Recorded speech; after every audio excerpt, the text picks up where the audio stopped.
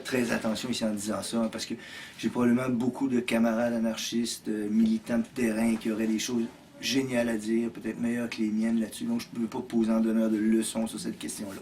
Maintenant, ce qui me semble, ce qui m'a toujours semblé, c'est qu'il y a parfois chez les anarchistes, interrogeons-nous sérieusement là-dessus, une façon de présenter nos idées qui ne les rendent pas nécessairement très attirantes. On s'adresse à des gens et parfois on a un ton extrêmement hautain ou moralisateur. Parfois on a tendance, j'ai vu ça très souvent, à penser que puisque nous avons connu et que nous maîtrisons maintenant une tradition de penser que des idéaux très beaux, très grands et très nobles, au nom de ça, on est capable de juger des gens sans connaître les circonstances dans lesquelles ils se trouvent, sans connaître les difficultés quotidiennes qu'ils rencontrent. C'est une espèce de tendance à les juger, puis à avoir un rapport avec eux qui fait en sorte qu'on se positionne comme étant moralement plus élevé qu'eux ou meilleur, entre guillemets, qu'eux. Ça m'apparaît une profonde erreur. Si on veut convaincre ces gens-là, il faut parler avec eux, il faut les respecter, il faut... etc.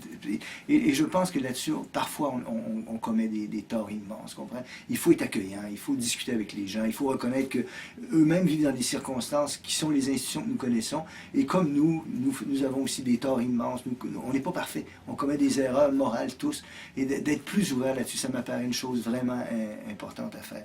L'autre chose, c'est qu'on devrait avoir un programme positif.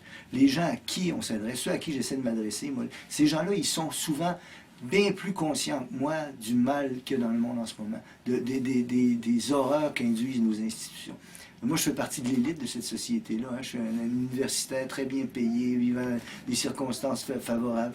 Les gens à qui j'essaie de m'adresser, souvent, ils sont dans des circonstances beaucoup plus dures que ça. Ils sont chômeurs, assistés sociaux, vivent avec un salaire minimum.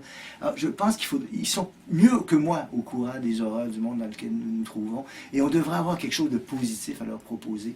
Les bourses du travail, encore une fois, m'apparaissaient quelque chose d'extrêmement utile de ce point de vue-là, parce qu'on pouvait aller là, se réunir, apprendre.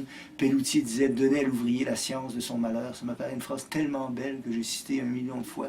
Alors, un lieu de solidarité, d'entraide, un lieu où on peut apprendre, un lieu où on peut recevoir de l'aide dont on a besoin au jour le jour. C'est ce genre d'institution-là que j'aimerais voir créer. Et j'aimerais que pour ça, on ait des programmes positifs, encore une fois, à proposer, qu'on puisse répondre aux gens. Voici comment on peut organiser, probablement demain, on peut commencer à organiser une usine qui est laissée de côté par les patrons, dont on se réempare. Voici demain comment on pourrait commencer à l'organiser. On a des idées, on a un programme, puis si vous trouvez que ça ne va pas, on va travailler ensemble, puis on va réorganiser tout ça. Je pense que ce genre d'approche-là, ça nous fait parfois défaut, tu vois.